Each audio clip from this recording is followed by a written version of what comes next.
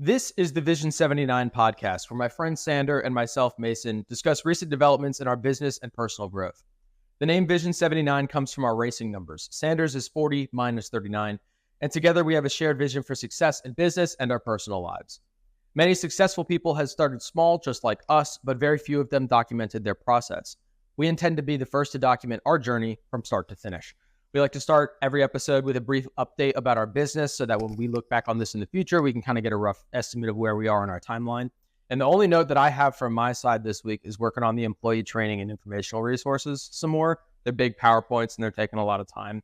I'm trying to make a central PowerPoint that we can present and then offshooting documents like that support each section for people to go read if they need more information as they progress through their job. That's kind of how I'm structuring it, why it's taking so long. No, I look forward to seeing it. I haven't actually gone with you yet to get a business update. For personal stuff, It's suffering.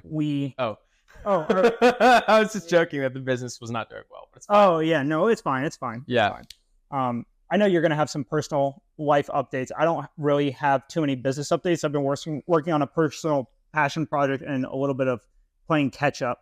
Mhm. Because the past 5-ish weeks or so have been strictly editing. So finished that up just before the podcast to last week. Right. So it's been a relief to have a little bit of time back to work on a couple other things that I've been wanting to do. But the 335 got delivered on Thursday. Thank God. That car is gone. We got paid. You got paid. I got paid. So he drove it back apparently to Pennsylvania. He didn't text me that he made it. So it might have not made it, but hopefully it did. I personally wouldn't trust any modern BMW to go that far, just because, especially on those cars, fuel pumps can be issues, injectors can be issues, turbos can be issues, exhaust issues. There's a whole bunch of crap that can go wrong and leave you stranded. CAN bus communication, VSC modules. It's a slew of shit. But I hope that he made it. It was a good car. It was well maintained, but those cars just tend to break, and so German engineering for the best. Yes, some more poor German engineering from that era, sadly, but it's okay. I saw someone say the other week on TikTok, they were like, German engineering is taking a process that works and then saying, well, I can get another 3% out of this. And so then they pour millions of dollars and make it 7 times more complicated and need 6 times more maintenance, but they get their extra 3%. But what from what I've understood, German engineers will look at an engineering problem and they will build it with the maintenance implied into the life cycle of the component. So like if they build a car or they build a machine, they anticipate people will change the oil regularly and follow their maintenance schedule, and then it will last because of that. And then if you look at Japanese cars, they assume that people aren't going to follow the maintenance schedule. And so they build a car regardless of the maintenance, that it will last and, have a long life. Right. But also Corollas aren't performance vehicles, and a lot of BMWs are presented that way, like as they are performance vehicles. So there are some Japanese cars that are definitely more performance oriented though. Right. But actually they tend to have reliability issues too. So. Right. Right. Because of the assumption that people are not going to change the oil, right? Because in any performance car, you have to maintain it or it's not going to work anymore, right? Yeah. So it's like, if you don't fucking change the oil in your Koenigsegg, guess what, bud? It's going to break, right? Sure. Similarly, if you don't change the oil in your BMW, it's going to break. The problem is it's a fucking $10,000 BMW, not a $4 million hypercar, but it's the same issue, same performance, right? Yeah. But I feel that the people who shop for Corollas are the people who aren't going to change their oil ever. The people who shop for Koenigsegg's are the people who are going to pay someone to change the oil all the time. And the people who own BMWs want the performance of a Koenigsegg but can't afford it and care more about cars than the Corolla owners, so they're in the middle. But it's such an attainable car that Corolla owners sometimes get a BMW because they think that they're on their way to a Koenigsegg, but in actuality, they're just going to break the shit out of their BMW. Yes. For a second in that analogy, I thought you were going to reference the Koenigsegg as the very attainable car, and so I laughed. I got it. I don't think so. Maybe one day, but maybe one day. Not today, dude. Yeah. I know that you structured up this week's podcast, and then I kind of followed your structure. We're going to try and provide a little bit of value on a couple of given topics. Yeah. But you want to have life updates. Oh, I'm sorry. Yeah. I didn't realize that was relevant to the podcast. I've updated. Yeah, it's relevant for me. I've updated my firearm and car records with the binders that you sent me. Thank you. You're welcome. And I'm also digitizing everything. So my goal is to have everything in Google Docs. And then once everything is in Google Docs, I'm going to download my entire Google Life onto a hard drive. And then every year, I'm going to download my computer onto a hard drive. That way, if I ever lose everything, I've got my previous hard drive. The worst I can lose is 11 months, and that's fine. Yeah. That's if something happens to my Google in case Skynet takes over, etc. But those are really great. I went shooting again yesterday, this time with Justin and his long rifle, and I fucking crushed him. So now I'm going to get into really competitive shooting and spend a lot of money. It's so addicting, dude. And it was awesome because like I would take one shot. It's so far away you can't actually see where the shot went. But I was like, I can feel that's exactly where I wanted it to go. So Justin would go like ping and then wait and then ping, like he would aim every time. And I would do one, and I was like, small adjustment. And then I would do another one, and I'd be like, that's it. And then I'd go like that. And one hand in the pocket, one hand up front with both eyes open. Yeah, I'm Turkish. Olympic style. I'm Turkish. Shooting is so much fun. My second note is that I want and am committing to a beard. I want one so bad. You know, I was going to ask you about this like 2 months ago. Why? Oh, your beard. Because I remembered like 6 months ago, you were like, I'm going to grow a beard. And I was like, okay, go for it. Yep. And then you were trying to grow a beard. Yep. And like you I don't know, I'll be supportive. You were doing a valiant effort. And then you shaved it. And I was like, what happened to the beard? And then now I see that you're trying again. So I'm like, okay, like I'll see how it goes. You know, I'm hoping the best for you. Here's my method. I've been trying to grow a beard for 5 years. I can't do it. I can't do it. I'm trying, man. Here's my strategy, okay? Because I don't naturally grow a ton of facial hair, right? But my arms and legs are super hairy. You just can't tell because I'm blonde. And I have a full head of hair, and my hair grows really fast on my head. So I must have the genetics to grow a great beard. I know I have to, right? But I haven't gotten there yet. Like I haven't unlocked it, and I'm unwilling to wait until I'm 30. I'm not going to use minoxidil. Skill 5. I'm not gonna use fucking Rogaine, right? But I'm using a derma roller and beard oil to try and promote hair growth. And a huge part of beard growth is testosterone, sleep, and weightlifting. Gotcha. So I try to do weightlifting and sleep. That's why all the things I don't have. That's why I don't have beard. Well, the sleep is a big one, right? Yeah. Because if it's similar to like muscle growth, right? No exercise. There we go. Bad food. Yep. No sleep. Yep. Low T. Yeah. So I'm trying to nail those three things. But I think it was November of last year, I got the derma roller. And you're supposed to, it's tiny little needles that poke holes in the collagen of your skin that are supposed to stimulate hair follicle growth. You're supposed to use it like every 2 or 3 days. And with it, use the beard oil and the pills that they have that promote hair growth or whatever, right? And so my thinking in November last year was, okay, I'm going to start to grow the beard and I'm going to use the derma roller as I go. And as the hair starts to grow in, it'll all fill out, right? And I did that for like 2 months. And I was like, man, I'm so far back because there's like no hair on my cheeks. So like the goatee area started to grow out, but then nothing on my cheeks. And I was like, I hate this look and I don't want it anymore. So I shaved. Yeah. All of it. And I was like, I'm going to keep derma rolling. And then once I have like stubble everywhere, then I'll just let it grow out all at once. It won't look weird. So I did that for a while. And then like a month ago, I was like, I'm not actually derma rolling. I'm not remembering to do it because there's nothing on my face. So if I let my hair grow out a little bit, enough that it's annoying to me, then I'll remember to use the product because that's going to fill my beard out and I won't be stuck looking like this anymore. So that's exactly what I'm doing. Easily solved by a reminder app. Dude, fucking, I cannot explain it. Dude, today I set a reminder in the reminder app for fucking business idea. Are you ready? Fucking impromptu business product game. So far. Excited.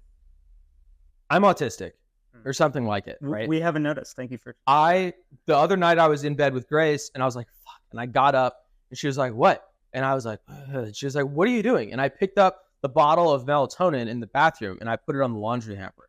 And she was like, what the fuck are you doing? And I was like, I put the melatonin on the laundry hamper. And she was like, why? And I was like, well, I got to remember to buy more Celsius. She was like, what the fuck? Because I had run low on Celsius that day and I forgot. And so I was in bed asleep and I was like, I'll get Celsius in the morning. And she was like, you do this fucking thing. And I was like, what thing? And she was like, you'll put something out of place to remember something else. I do the same thing. Yeah. So she was like, you'll get up at fucking 2 a.m. to put exactly 5 cans of sardines with the middle one facing backwards on top of your shoes to remember to make a dentist appointment. And I'm like, yeah, it works. And she was like, that's not fucking regular. But the thing is, the only other way for me to remember anything is if I put an alarm in my phone for like, I don't know, 5 p.m. And then every day at 5 p.m. I turn it off until the thing happens. I used the reminder app, or maybe the calendar app, I can't remember, once for my concealed carry license appointment a month ago. And every day I wake up in the morning and it says your concealed carry license appointment is today. And then when I go in the app, it's like it's overdue and I can't figure out how to cancel it. I don't understand it at all. In the reminder app? Yep. Oh, it just click on it. You click it in the little... Maybe I haven't. But it doesn't work for me. I need like an alarm to go off. And I need a big fucking red banner. It doesn't work for me. I need a big red banner. I'm not special. I'm just so perfectly average that I guarantee you no one uses this, right? I use the reminder app every day. I need a big red banner in front of all my notifications that I have to push aside before I can read my notifications that remind me of the thing I'm forgetting. Because I'll remember to write it down, but after that, I'm cooked. So anyways, I'll show you how to use the reminder app. I'll cancel it for you. So now I have more facial hair on the side, on my cheeks. And so now I'm committing to it and I'm going to leave it. I'll probably shave it to like this length for a while until it all starts to fill in. But I'm going for it. And then my last personal note is that if you unironically eat with chopsticks, fuck you. I can't explain why it pisses me off so much. Why? I keep seeing videos in my fucking social media. But what if you're feed. like eating Chinese food and you're American and you use chopsticks? That's fine, because then you're pretending. Okay, right? So Like you're talking about like acting. if you're eating like a burger and fries and you pull out chopsticks. Yeah, if you're snacking from the fridge and your go-to utensil is chopsticks, fuck you. Genuinely, fuck off, right? Because that's like, it's the least, it's not fucking, use your hands or the fork and knife. It's better, right? This is off on a tangent, but I want to make a point, which is that I think that people do it as a stylistic choice, not as a functional choice, and I fucking hate it. Got it. What's We that here like? at Vision 79 hate chopsticks. You fucking right. Let's get into the podcast. So that's good. Today, I want to talk about victim mentality. I have a specific example to break us into this. You get me a pen, pencil? I have a specific example that I saw victim mentality in real life this week. Oh, you did? I did. And I want to share that story with myself. And then I started to think to myself, how can I protect myself from slipping into victim mentality? Because the person who did it in my life is not known for this, but she slid into it without realizing, and I need to be ever vigilant that I don't.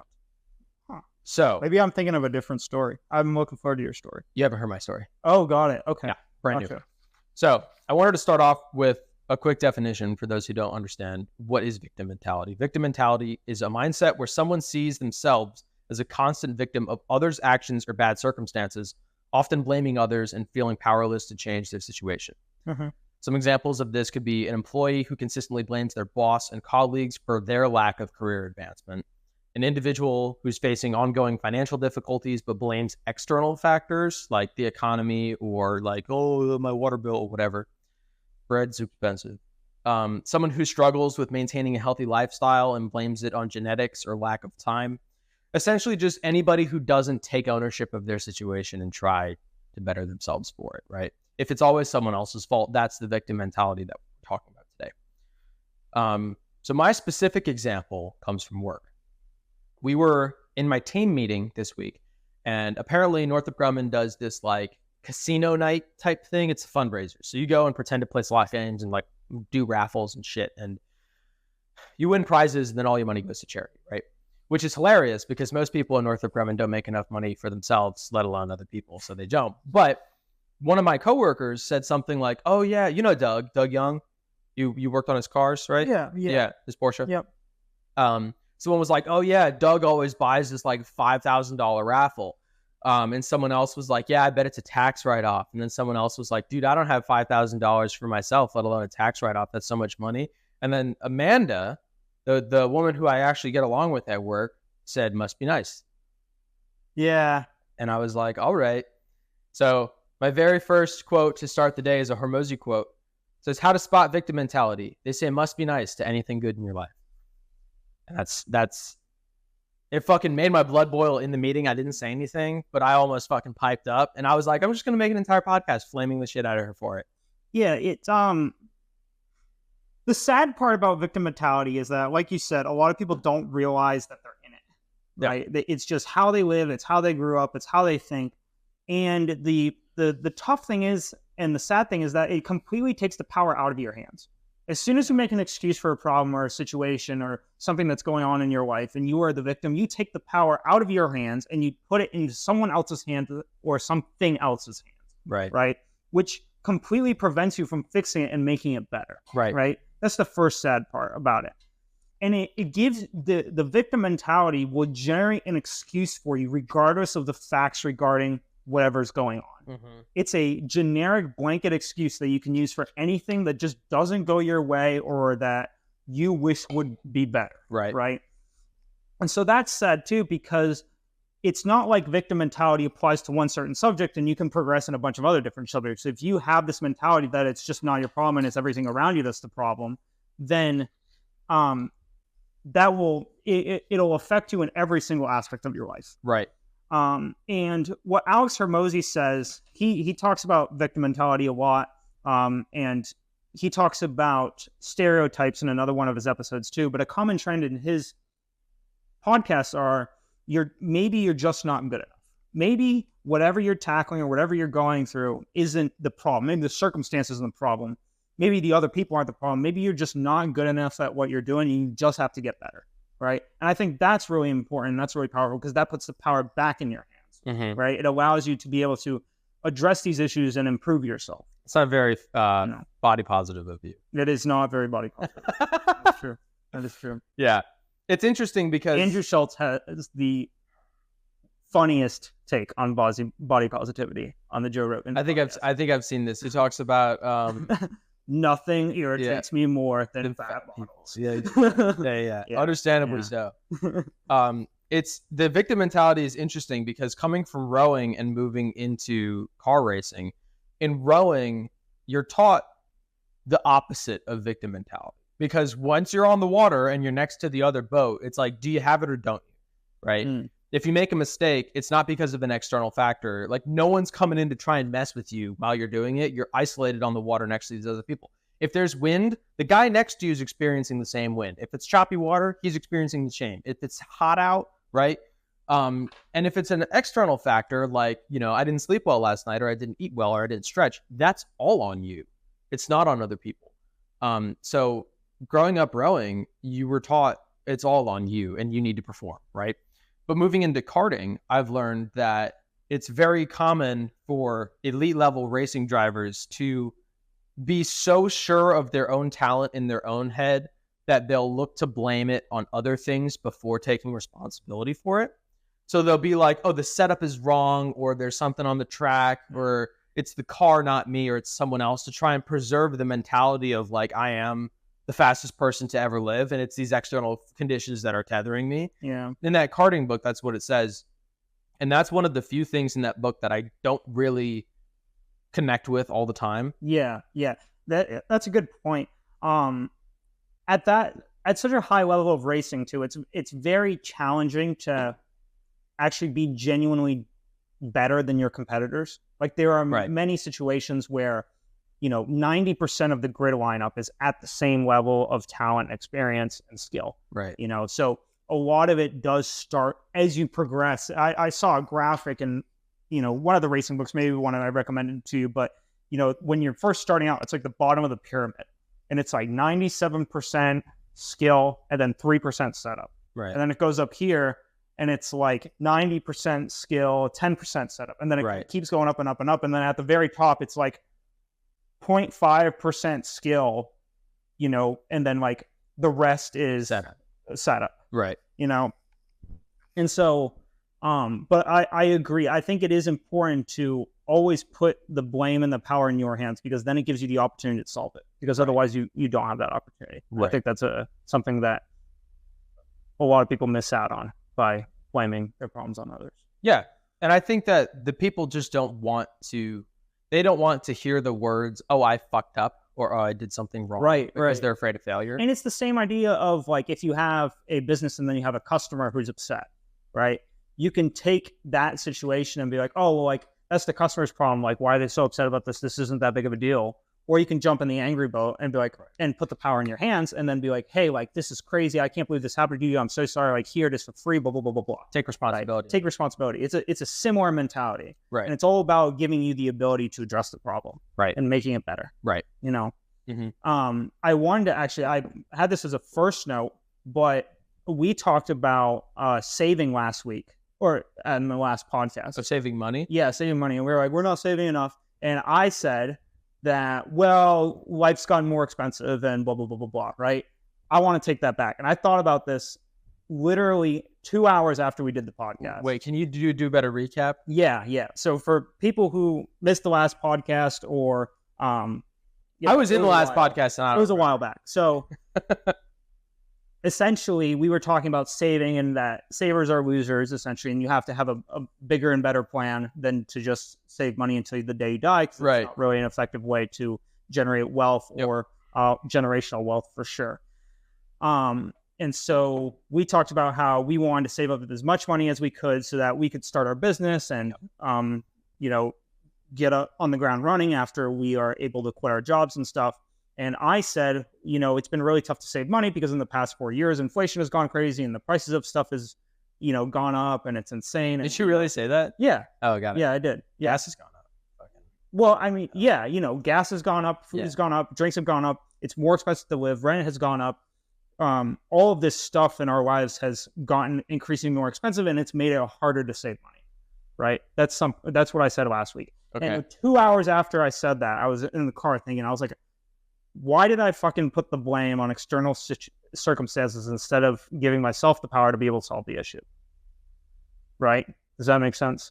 Yeah. So I want to. Have you gone back and listened to this? No. I don't remember you saying this. No. Okay. Well, you might have been like, shit's expensive, so it's tough to save. But I don't know if you that's pretty much said that, like that might have been what worse. I think I said both, but we could go back and listen and, maybe one of the viewers can comment. I don't think so. Anyways, the point being is that I want to readdress that point and say what I should have done is put the power in my hands because ultimately my spending habits have been the issue to my lack of saving. Although I've gotten much better about my spending habits, there was a portion of time where I was really bad about it. And that has contributed to my lack of savings. Mm-hmm. And as I've gotten better about spending, my saving has gotten better as well. So I want to take that point back and readdress the fact that I think I want to put it as a personal problem and something therefore that I can solve. You suck. So yeah, I want to put that back. I wanted to make that point. Got it. Before we started, but I forgot. Sure. So I'm making it now. Yeah.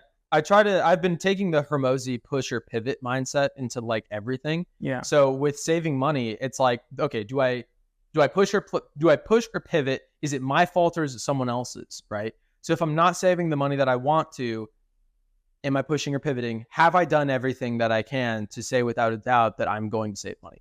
Well, no, because I'm still buying soda. So cut out soda. And then once you're at the point where you have done, like you can do nothing more to pinch pennies and not spend money, at that point, you can say, okay, I'm not making enough money. I need to go make more money. Yeah. And even then, even at the final conclusion, which is I have saved all I can, the problem isn't shit's too expensive. The problem is I don't make enough money. I need to go figure out how to make more money. Yeah. Or I'm not being frugal enough with my spending. That's the right word, right? Right. Yeah. And I think what's important about the phrasing of that is another Hormozy topic, which is you're choosing the reality that serves you. Yes. Because it's both true that gas has gone up, inflation has made everything more expensive, and rent is expensive. It's made even worse by the fact that over the last 4 years, we transitioned from having to not pay for anything really to having to pay for everything. So not only are we incurring all of these additional expenses that we didn't feel as kids, but also we're being told that everything is going up in price because which are all factually true. Exactly. My point being is that I want to go at it with the mindset of, no, I just don't know how to save. I don't know how to be frugal with my money. I don't know how to plan ahead properly. I don't know how to use these budgeting tools and apps because that puts the power back in my hands. And that's not something that I did last week when I addressed it. So I wanted to readdress it today and reiterate it because it's important for me to reiterate it because I get to self-reflect, and your words have meaning, so they will affect your mindset and how you carry yourself. But additionally, to anyone listening to the audience, I want to give something valuable in the sense that I don't want the audience to come, away from that podcast and be like, well, I could just blame my problems on other people. I can blame saving on the government, and all of their policies or whatever, right? I want to put the power back into the audience's hands. I want this podcast to be a positive influence to the people around me, not impact them in a negative manner. Right. So that's why I wanted to readdress it. Yeah. The point in choosing a reality that serves you isn't to discount those other factors, because those are true and that is reality, but it doesn't do you any good to write it off on that and then not do anything about it, because it doesn't give you the opportunity to change anything. Yes, I agree. The quote that's tied to that is, winners define themselves by what they make happen. Victims define themselves by what's happened to them. Both are true. Only one is useful. Yeah. I saw that quote on your sheet. I like that quote a lot. Me too. I like that quote a lot. That's why I wrote it down. Yeah. Yeah. So that wraps up kind of everything that I wanted to talk about the victim mentality. But it's easy to slide into the victim mentality without meaning it. It happened to you last week, right? Yeah. So if you're not constantly vigilant of it, you can fall into those traps and place the blame on other people when really you should be holding it. And I would argue that even in situations where it's not your fault, it still can't really hurt you to take responsibility for it anyways. Yeah. Right? As much as like who is grading you in a way? Who is judging you? Who's giving you an A or a B or a C depending on like how you do and like how many mistakes you make? I am. Right? Yeah. Well, you are the I'm not fucking kidding. No, but actually, genuinely, you are the only person that really grades yourself. Oh, right? I was joking that I grade the audience. But yeah. No, you're totally right. It's like it's you and yourself. So how does it hurt you if you fail yourself? How does it hurt you?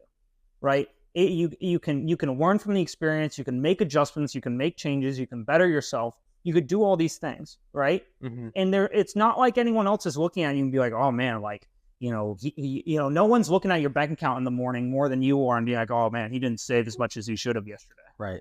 So like, what's the fucking point of trying to make excuses for yourself? Right. Like no one else is going to remember this one situation where you screwed up 5 years from now. Right. But you can use that situation in order to make yourself better 5 years from now. Yeah. So that's my perspective. Let's roll right into fat shaming, because you're totally right. And at that point, other people are judging you and other people are grading you, right? Mm-hmm. But so is your own body, because if you don't treat it properly, then you'll fall into poor health, right? Yeah. Well, the thing about being fit and exercising for me, and the thing that Andrew Schulz addresses in a comedic manner that I enjoy is that he talks about fat models specifically. So I'll do the same. Fat models want attention. He starts it off as comedians want attention. Are we genuinely talking about this, or were you joking? Sure. Got it. Okay, cool. Sure. The models topic is a little bit different, but yeah, it's like an extreme version of what most fat people. Right. I'm going to use it as a vehicle to explain my perspective, because I can reference a Andrew Schulz bit that says it really well. But there are some good, well-meaning fat people out there who hate themselves. No. And those people I respect. Actually, let me start by saying there's a difference between, for me in my mind, there's a difference between overweight and fat, right? And it has nothing to do with size for me. That's a great thought. Right? I like that. Right? Talk me through that. There's overweight and then there's fat. Okay. Right? And it has nothing to do with size. It has nothing to do with how heavy you are. It has nothing to do with how you look. Okay. Overweight, you just happen to be heavier. You're a great person. You're awesome. You're funny. You're just overweight. Like you just eat wrong or you don't exercise, whatever. But you don't seek attention or validation from other people about how you look. Right? Overweight. Fat people seek validation and attention about how they look from others, and they seek attention, and they want this cloud of approval around them, regardless of the facts, right? And Andrew Schulz addresses this really well and he makes this analogy. He says comedians want attention, so they learn to write jokes and be funny, so that they get on stage and have a little bit of attention and get a good laugh out of people, right? Right. Models traditionally, go through the process of getting fit, go to the gym, eat healthy, so that they look really good, right? And then they present themselves in a manner that is, a challenging, attainable figure to get. Right. And then people seek attention from that, so they get the attention they want. Mm-hmm. And fat models do none of the proper eating, none of the fitness, and they just seek validation in the fact that they want it. They just want to grab it and take it and like approve me, or make me feel good about myself, right? And that's where the problem lies for me, right? Mm-hmm. There's a difference. At least that's how I differentiate between the two. Did Andrew Schultz bring up the difference between fat people and overweight people? Or is that no, that's an original idea from me. I really love that idea, and I'm going to carry that with me everywhere I go. Because there, I have nothing against overweight people. Overweight. I hate fat people. I don't want that to be the takeaway from this podcast. Exactly. No, that's right. Fucking perfect. Right? Because I have plenty of friends who have been overweight. I know plenty of people who are overweight. I have no issue with like overweight people. That's not what I want this podcast to take away. Right. I have an issue with people who are fat and act fat, right? With people who do fat shit, right? That's where I have a problem, because it's like, if you're just going to get out there in the world and seek validation from everyone else around you and be absolutely not cognizant of like who you are as a person and just try to morph society around how you think it should be, that's where I have a problem, because it also goes back to this victim mentality thing, where it's like it takes the power completely out of your hands and you force everything else to be the problem and all of the circumstances around you to be the issue with your life, and it's not yourself. And I think that you get more power from self-reflecting. You know what? This is fantastic. I hadn't unlocked this before, because I hate groups of people for their extreme members, right? Because most gay people are fine. I don't have an issue with it. I'm friends. My girlfriend's gay. I'm dating a gay, right? Yeah. I've had many gay people in my life before. I've had plenty of gay friends too. Right. Yeah. And I grew up in the most liberal state in the most liberal town of the United States. Right. So you see the best and worst. All kinds of fruits and flavors. Right. 98% of them are totally fine. Yes. 2% of them try and cram it down your throat. Yes. Right? Same with fat and overweight people. Overweight people. Same with religious ideals. Same with religious ideals. Same with extreme political views. Same with the trans agenda. Same with BLM. There are these huge groups of people that are good people and mean well and feel a certain way and want to talk to other people who feel a certain way. Yeah. There are people who are overweight and they want to talk to other people who are overweight to try and find a solution. And then in those groups of overweight people, there are fatzos. And those fatties corrupt the entire group, which is why LGBTQ has a terrible rap and why BLM has a terrible rap. And why both liberal media and conservative media can have a bad rap, because you get these subset groups of small people who just want to shove it down the other person's throat. Right. And that's where you get an issue. There are great people on all sides. And you gave me this point earlier this week, which I absolutely love. And people don't understand how to hate someone's ideas, but not hate who they are. Right. Right. And so you can hate the idea, but you don't have to hate who they are. Right. And I think that's a really valuable point that you can bring in here. Right. Because I in no way do we hate like fat people or people who identify differently or, people who have a certain political view. Mm-hmm. But we hate the extreme ideas and the extreme push that comes from those people, because we feel as though it gives bad energy and bad vibes into the society around us. And it also does it bad for them. Like it is worse for you if you don't blame the problems on yourself, because then you don't have control. Right. For absolute clarity, by our definition, I do hate fat people. But I'm working towards the ideology of hating an idea without hating the person. Because here's the thing. Yeah. Because I want them to change. I want them to do better for themselves. I want that, because I care about other people. Genuinely, I care about other people, despite the fact that maybe in this podcast it sounds like I just hate certain groups of people. That's not what I'm trying to say at all. I want the best for those people, and the reason I want them to change and grow better and to figure out how to change their mindset is because I want them to do better for themselves, because I don't see them progressing with the mindset they currently have. They will be stuck where they are, blaming problems on other people and blaming society for the issues that surround them. Right? Instead of blaming themselves. And I want those people to do better for themselves. I want them to improve. I want them to make the most of their lives. And that's why I care. And for the people out there who think that I should just, like console these people and like try to like tippy toe around them and like be all nice. That's not what a true friend does. A true friend is someone who cares about you, calls you out on your shit, right? And they try to make you do better, and they try to make you improve and better your life and do things that are motivational and will get you somewhere.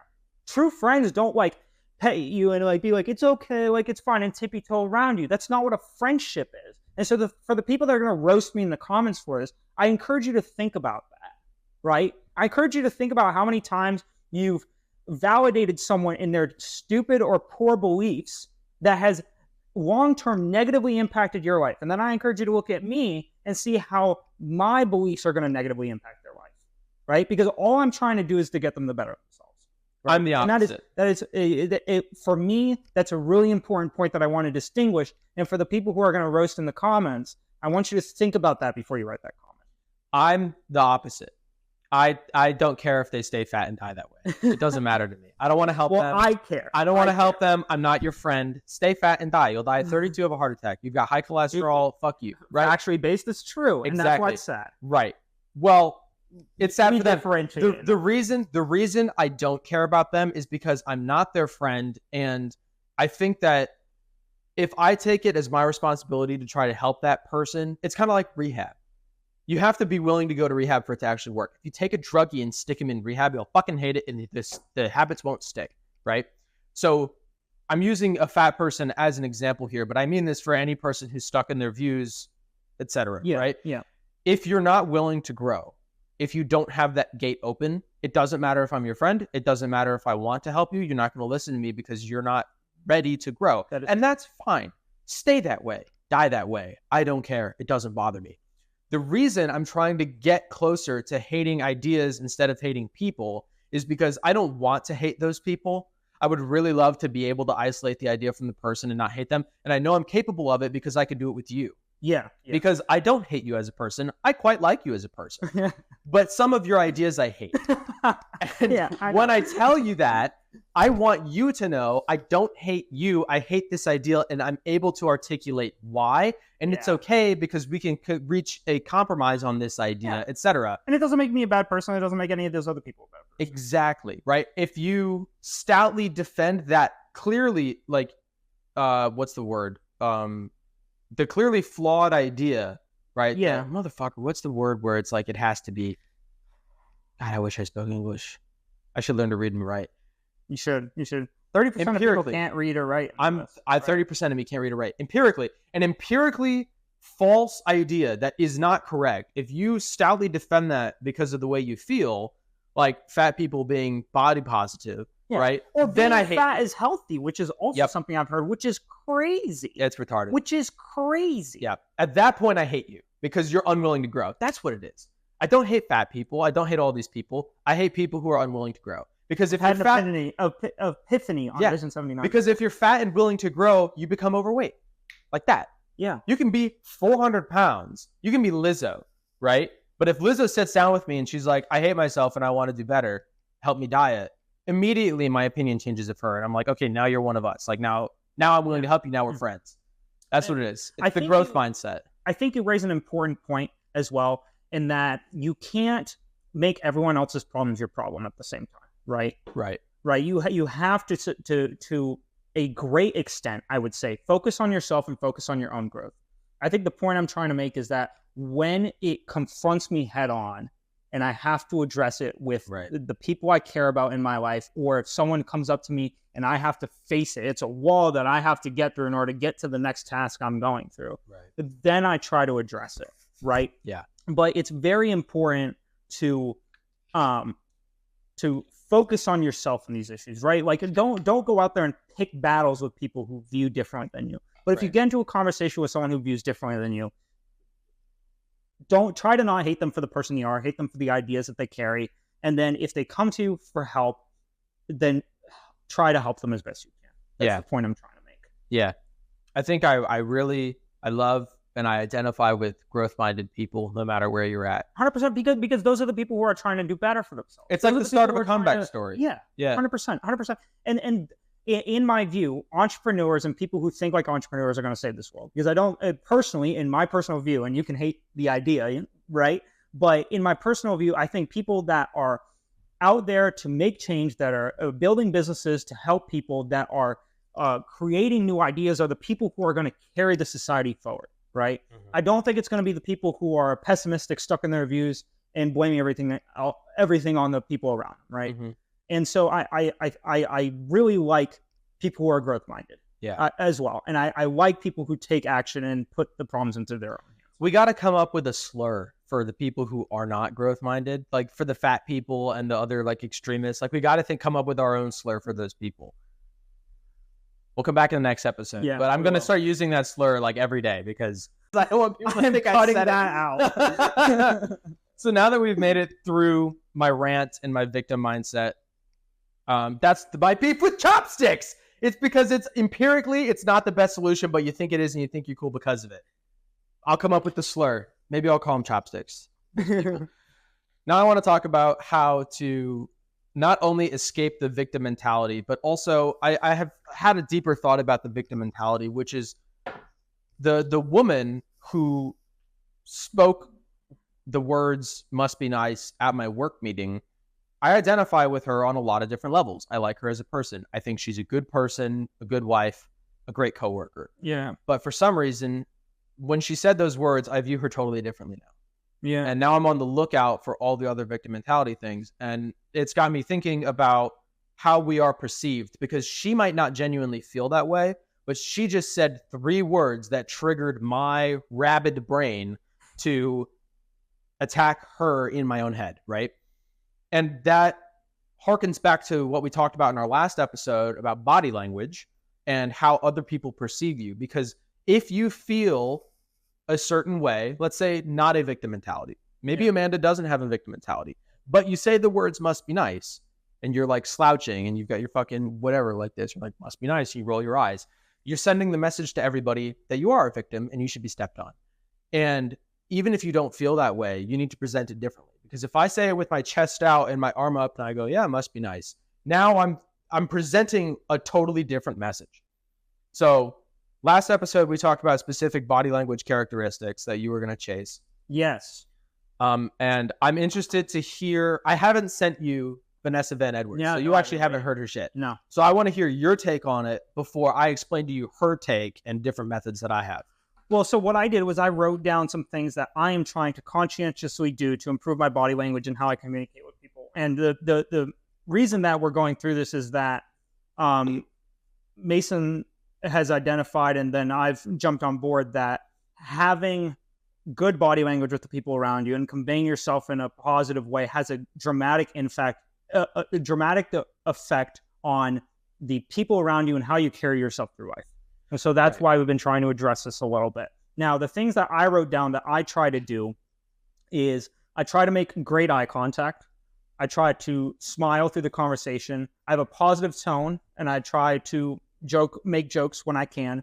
I lean forward when I'm talking to someone to convey that, like, I'm interested in what they have to say, instead of like leaning back and be like, "Oh, whatever, like, yeah, cool story, man." Right? I try to lean forward and be engaged with whatever they're saying and convey a manner that is interested. I try to keep my hands open, or I clasp them together like this. I don't have them in my pockets, like leaning back with my legs spread like this and like, "Yeah, man, like, cool story, whatever," right? I keep my hands forward or clasped like this to try and convey a positive and approachable manner. And then I'm eager to listen to their input. I ask questions. I listen to what they have to say. I don't look to figure out a response to what they have to say. I look to figure out a question to try and further their answer so I can really understand their position. And I think that conveys a open attitude towards the person I'm talking about. Those are the things that I'm trying to do conscientiously that I wrote down. This is without listening to the podcast that you had. I'm glad. I was going to send you the podcast and then we'd have like a whole breakdown this episode, but I'm happier to hear what you're paying attention to first. Yeah. I'll give you... And this could be wrong. This is just what I'm doing. It is, but I'll tell you why. Got it. Not all of it. Some of it's really good. For example... I think some of it's okay. For example, listening to ask questions is a really great way. Yeah. I learned this from improv from acting lessons in high school. I wanted to be an actor before I became a liar and a manipulator.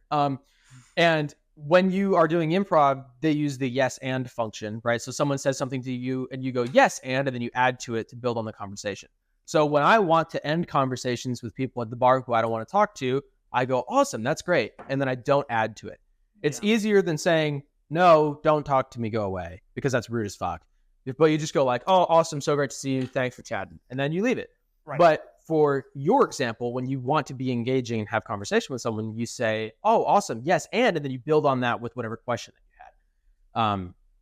That's a conversational thing that I think is really awesome. Yeah. I have an overarching breakdown of how Vanessa Van Edwards approaches this, right? Yeah. The goal here, taking a step back, is to be more charismatic. Because, at least for us, charisma goes a long way in sales. It builds trust and it builds competence, right? Yeah. You want someone to trust that you're able to get this done for them properly. That goes to perceived likelihood of achievement on the top of the value equation, right? Value equation is dream outcome times perceived likelihood of achievement over time delay times effort and sacrifice. You want to increase the top, decrease the bottom. You want to increase perceived likelihood of achievement. Charisma goes towards that. So this entire section is building that one variable for the value equation. So Vanessa Van Edwards is a body language expert, and she says that charisma is comprised of two components, warmth and competence. Warmth is friendliness. So think about using exclamation points in emails and someone who's very warm and welcoming, right? And competence is, think Steve Jobs, right? He knows what he's doing. He knows the facts. He's cold and calculating. You trust him to get it done, but you don't like him as a person. Mm-hmm. So you want to try and strike a balance between the two. So I have a couple specifics that I want to talk about before I address some of your specific ones, because I have some feedback on yours too. Sure. A lot of yours are good. So she did this really interesting analysis of the Shark Tank TV show. Yeah. With the people who got Shark Tank deals and the people who didn't. And the results are shocking. There are probably many different variables that go into it, but if you just take it on its face, the statistics are stacked in these favors. For one, I think it was like 90-something% of people who got deals, when they walked into the Shark Tank, greeted them with open hands. So you said you try to keep your hands open. That's great. When you're first meeting someone, one of the first things you should do is smile and open hand. Yeah. Because monkey brains want to see that you don't have any weapons, right? Right.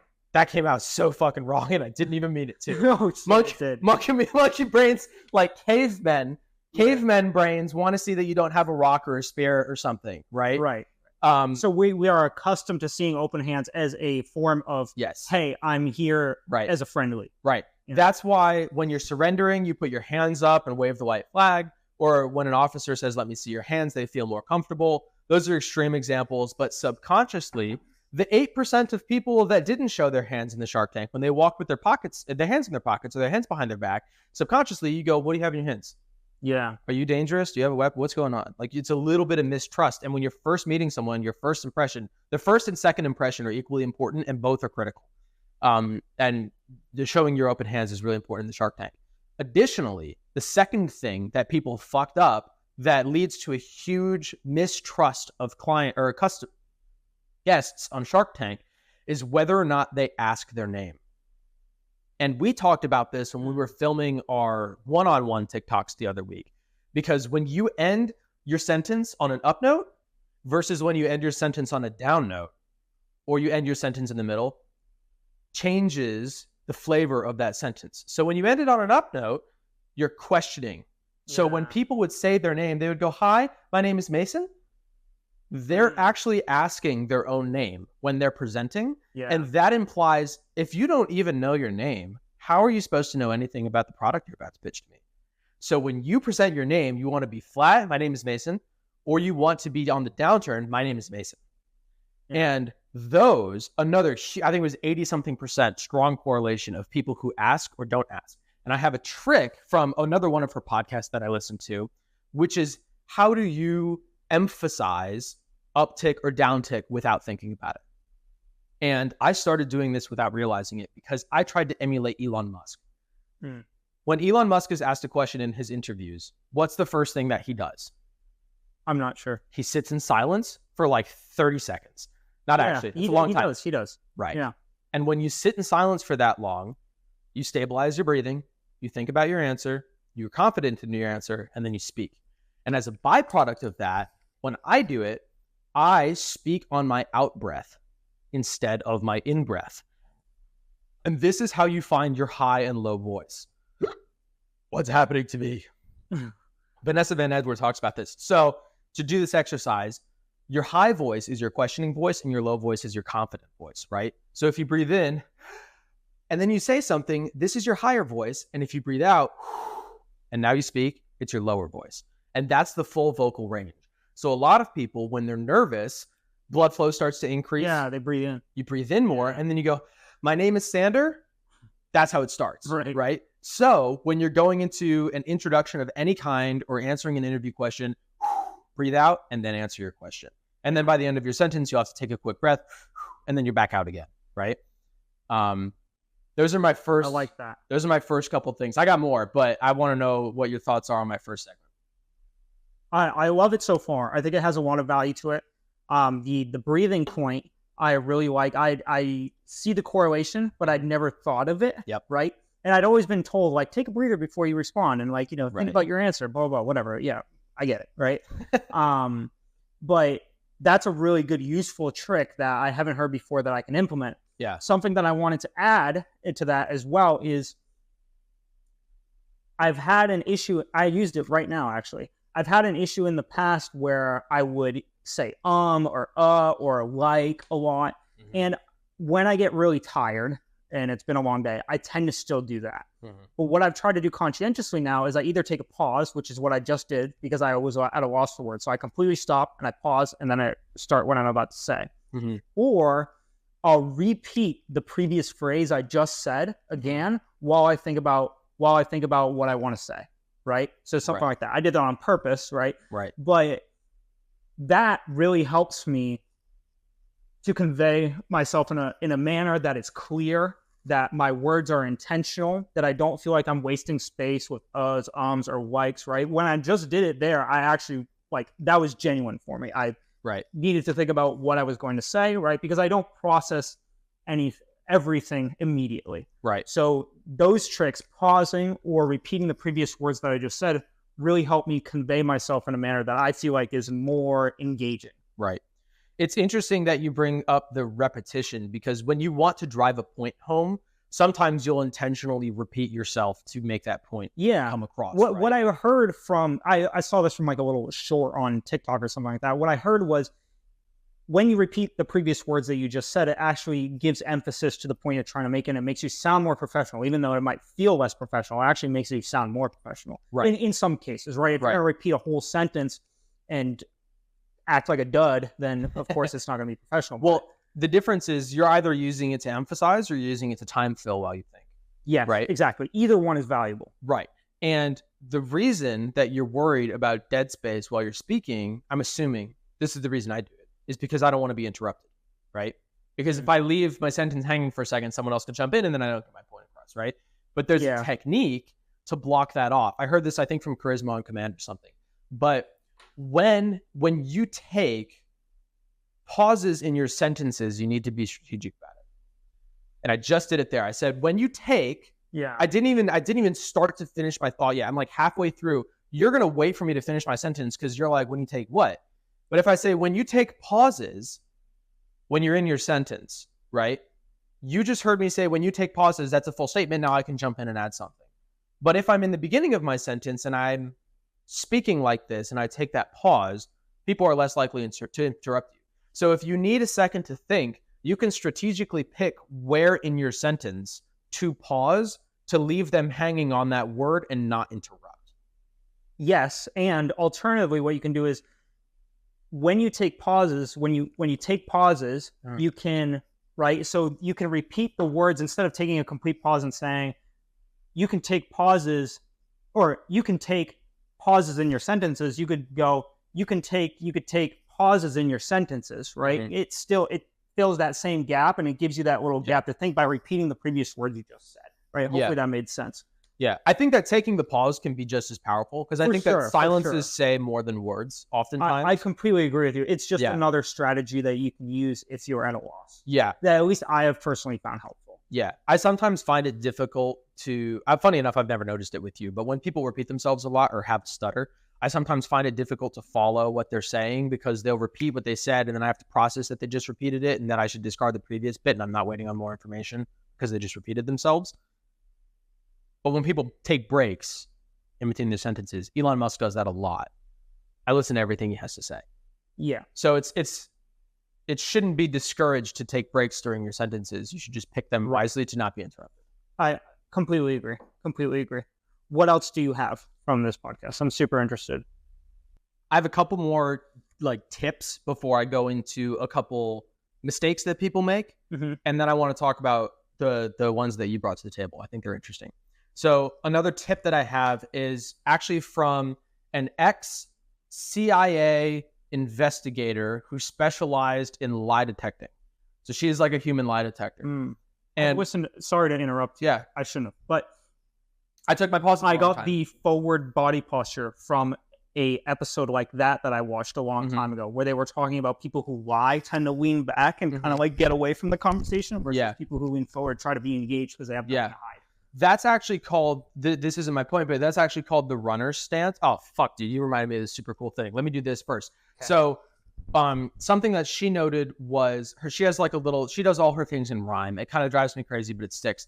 She says, when you're standing, a lot of people try to push their shoulders back to try and puff their chest out, for good posture, confident posture. Yeah. But that actually looks like you're just puffing up, which is kind of aggressive. So instead of focusing on what your shoulders do, man, I feel so wide right now. Instead of focusing on what your shoulders do, just relax and think about having a disc on your chest like Iron Man that's shooting out a beam of light and get that beam of light to where the floor meets the ceiling, because where the wall meets the ceiling, because where the wall meets the ceiling is a confident feeling. Yeah. So if you point that up like that and your shoulders are relaxed, right? This is a relaxed but confident pose. And what's interesting about the runner's stance is that the point that I think you're thinking of is people who are uncomfortable or lying or don't want to be there will actually angle their body to get the fuck out of there. So they'll have their feet positioned like a runner does, and they'll be angling actually towards the door. So when you want to escape a conversation with somebody at the bar, you'll find yourself angling yourself away from them or towards the door because you want to leave. That is interesting, especially because the presidential debate between JFK and Richard Nixon was widely disputed because it was the first debate that was televised and on radio, and not everyone had TVs yet. The people who watched thought that JFK won overwhelmingly because Richard Nixon's body language was terrible. He was sick, so he was hunched over. He had the runner's stance where he was trying to leave, kind of. Turns out it's because he had a knee injury, so he was actually just shifting his weight around. But it made it look like he was trying to posture to get the fuck out of there. Additionally, Nixon did not have any makeup on, which made him look like he was sweating more. And the TV room was about 120 degrees because of the lights they had to use. Yep. Richard Nixon was also standing over his podium, and JFK was leaning back, which is a more confident posture. We're going to get to that in a minute. But on the radio, Richard Nixon used a lot of down talk, which is confident. So when he spoke, he has a great radio voice, but when he spoke, he ended on a lot of down notes, which says that you're confident. And JFK had some more neutral tones, and he wasn't as sure on a couple questions, so he just came off as more unsure on the radio. So people who listened to the radio thought Nixon crushed it. People who watched it were like, what the fuck were you watching? Dude, Nixon looks so uncomfortable. He is not a leader. Yeah. JFK is a leader. So that was my first one, where the wall meets the ceiling is a confident feeling.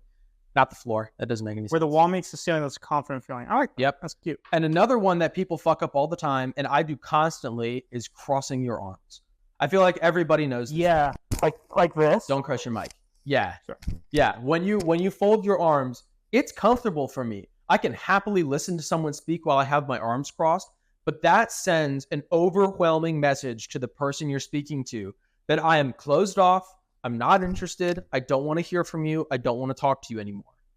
So if you ever want to get out of a conversation, you can cross your arms and angle your body towards the door. And people will pick up the fucking message that you don't want to talk to them anymore. It's hilarious how many people will still not pick up the message, but yes. Yeah. Fucking, I tell you, man, the amount of people that don't pay attention to these things is shocking, but the more of these we're aware of and take into practice, the better we'll do in sales. Absolutely. And making ourselves come across this way. But I screw this one up all the time, very frequently. Even when I'm talking to you, I'll cross my arms and then I'll intentionally like fucking get uncomfortable and uncross them to try and find another comfortable position, because I like having my arms tight to my body like that. I like to flex my forearms, whatever, but it gives the impression that I don't want to be speaking to you anymore. Well, the thing about us too is I've known you for long enough to where you could be giving me every single body language image that tells you don't want to be talking with me right now, and I'll probably ignore it, and I'll just still talk to you anyway, because we've just known each other long enough that it doesn't matter to me. I'm going to get my point across to you. Yeah. So those are my last few tips that I have for people. I have a lot more, but I'm trying to not blow my whole load on this episode. But now I want to talk about the ones that you spoke about, because some of them are great and some of them are not. Cool. The first one, interestingly, is this is an example of a good friend, right? He didn't tell me that every single one of my points is awesome and I was going to be the special snowflake that gets it all right. He's saying some of these are good, some of these suck. Let me help you. That's a true friend. So there you go. Thanks, man. The first one that we talked about was a positive. Eye contact. Questions was a positive, right? Eye contact is a neutral, because eye contact is a tool that you can use to shift towards warmth or competence depending on the conversation. So when you're speaking to someone, if you're pretend you're asking me about my business, right? If I'm looking you dead in the eye and I'm using down talk and I'm telling you everything, I seem confident and I seem competent because I'm looking at you in the eye, I'm sure of what I'm saying, and I know my shit, right? If you're asking me about my business and I'm not looking at you, but I'm using my down speak and I'm talking about my business, it sends the message that you know what you're doing, but you're a work in progress and you're still figuring it out. If I look away from you and I'm using my up talk, then I really don't know what the fuck I'm talking about, because I'm kind of questioning everything that I'm saying. I'm not making eye contact and it's not competent, right? So eye contact is a tool to show whether, like, exactly how competent you are in something. So when we're speaking to investors, we'll make eye contact because we want them to feel confident in us, right? When I'm speaking to Ralph and Anna about their shoe business and they're asking me about my business, maybe I'm a little more humble because they're my family. And, you know, I want them to not think that I'm super braggadocious and super overconfident in myself. I want them to know that I'm still working. So maybe I'll like break eye contact a little bit, right? Yeah. So that's an interesting tool that you can use in several different ways. What's the note you just took? I just wrote down what you said. Oh, got it. Good. Yeah. You know, I've got a podcast you can listen to if you want. Yeah, I might know where to find it. The next one is your hands, because you said you'll try and keep your hands clasped, your hands open, right? Hands open is great. You can never go wrong with hands open. I'm doing it right now. Trump does this all the time, right? But hand clasping is interesting because they call these humble hands. This is something that JFK did during his presidential debate. When you have your hands clasped like this, it sends the message that you're humble. Not weak, not overconfident, but in the middle, you're humble, right? That's kind of what I feel when I do it. Right. Like I feel like I'm a little bit more approachable. Exactly. Which if is you what are, you're sending that message. Yeah. Interestingly, if you steeple your hands, you're an authority figure. Like the Justin Waller's like power hands. That's like his signature. That's fine. You can do them like this, or you can do it like this, or you can even do it up, right? But putting your fingertips together, most people would think that when it's being done to them, like I think about it when I'm like, if anyone's doing this to me, I think that they're talking down to me and being better than me. But it's because most people don't recognize the language that they're using. If you're genuinely having a conversation with someone and you're using your fingers like this, you're sending an authority message that you're the person in charge and you're the person who holds all the cards. So use that wisely. Obviously, you don't want to use it in a wrong scenario, but it can go. Actually, before I get on to the next one, additionally, the way that you have your hands shaped is different. So in Shark Tank, fuck the Shark Tank reference. I'll just speak regularly. I have my hand out like this right now. Look at my hand, right? It's open because I'm ready to receive information from you, right? Mm-hmm. But if we're talking and you're asking for me about, I don't know, rowing advice, right? I'm going to tell it to you like this. I'm going to do palm down because this is an authority movement and I know what I'm talking about. Right? But if I want carding advice, I'll have my hands up and open because I'm ready to receive. I'm ready to catch the football of the advice that you have, right? Mm-hmm. Interestingly, the authority hand position with my palm down like this, what's this remind you of? Oh, true. I'm doing the Heil Hitler, the salute, right? Very authoritarian, very dictatorial, right? It's so interesting to me that in a conversation with my palm down, I can be authoritative like this. And that's if I change my arm 30 degrees, that's the salute that Hitler did, which makes sense because he was an authoritarian dictator, right?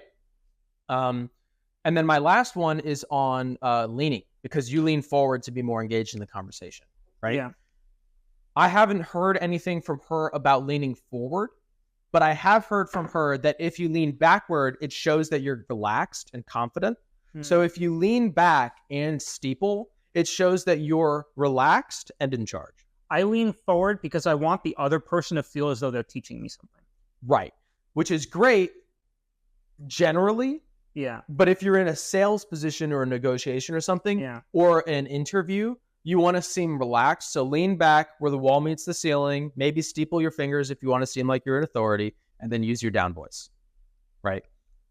So that's the feedback that I had on your items. So what I'll do this week is I'll send you these podcasts for you to listen to, and then you can make edits and notes on what you like that you're already doing and want to continue doing and why, or what you want to change and why.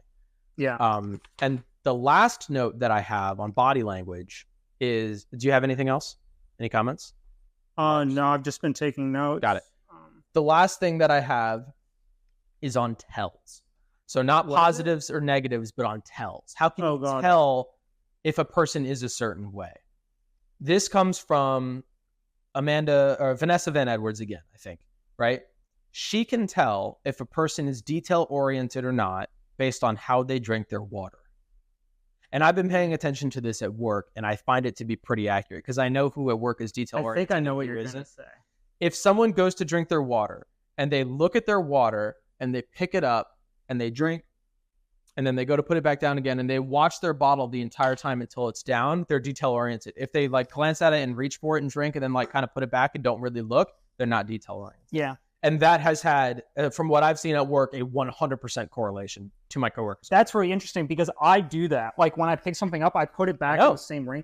I've been watching you do it for the last week. It's really funny that you mentioned today, because today I accidentally put it on the wrong ring, and this is the most OCD shit ever. But what I did was I continued to space out my rings evenly across the table. You can actually look at it because I was like, since I screwed up the first time, I'll continue to space them out evenly. So I did that. And now I put it, it's the most OCD shit. Now I feel like a doofus talking about it. But yes, I get your point. Like I have that subconsciously. I always thought it was because I was a tweaker, but I'm just like, you are. Really? But you're a detail-oriented tweaker. Yes. So I'll say to people, I'll vouch for it, Sanders a detail-oriented person. And if you go back in this podcast and watch, he looks at where he not only sets his mug down, but he'll also turn it a little bit to make sure that the handle's where he wants it, the logo. Yep. Yeah. Exactly.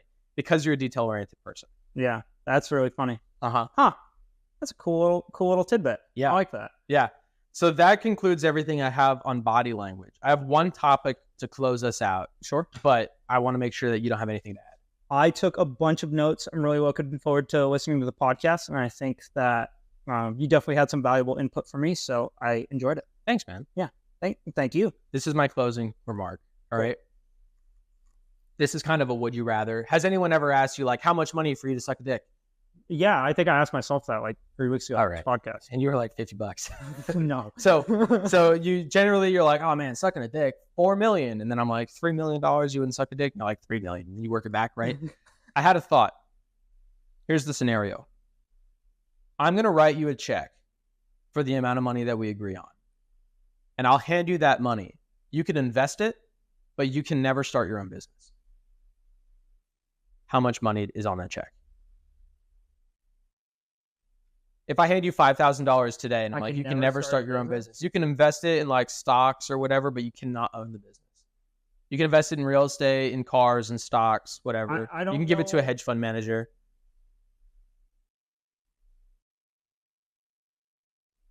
I don't really know if there'd be any amount of money. If I wrote you a check for fucking $500 million today, $500 million. But I love business. Like, that's what I love. What about $1 billion? Billions of fucking lot. Yeah, but Elon Musk has like 200 billion. So what if I wrote you a check for 200 billion? You know, I don't think I'd take it, because I think that you can keep increasing the number, and at a certain point in my life, I'm going to get to the point where I'm going to be really sad because I can't start a business. And it doesn't fucking matter. Probably next week. Yeah. Because you'll buy 7 and supercars. I have confidence in myself to be able to build whatever number I put on that check. Mm-hmm. So I'd rather go through that process and grow as a person and make myself better and improve than to get it handed to me and not be able to do what I love. There's a specific answer that I'm looking for, and I know that it's in there somewhere. Keep talking. Oh, I love building businesses. I love progressing myself. I love making stuff happen and continuing to work. I don't sit stagnant well. I don't, if you just gave me a bunch of money and I could just be leisurely and do whatever I want and chill, I don't think I would be happy long term. You think you would ever run out of money? Yeah. Oh, also that too. Because, I mean, we talked about this a while ago on the podcast. I think it's 4 in 5 lottery winners will blow all of their lottery winnings within 5 years. Yep. 4 out of 5, so 80%. Yeah, I think you would run out of money because there's an infinite number of things that you can buy. Right.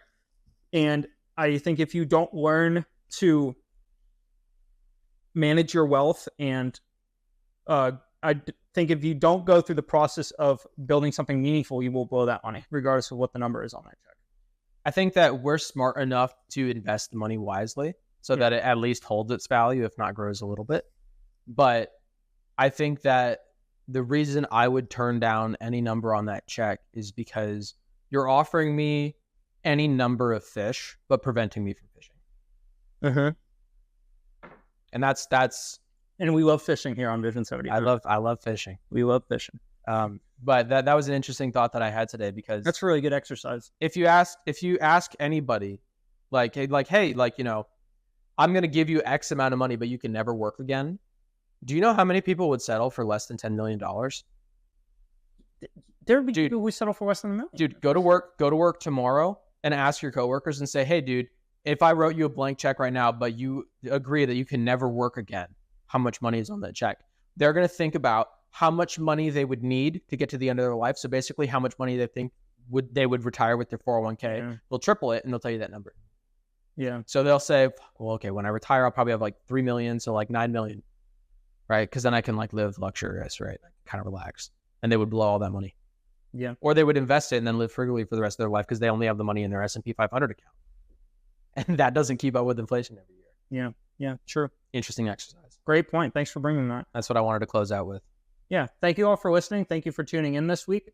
Hope you enjoyed the podcast. Check out the short videos on TikTok, and see you next week.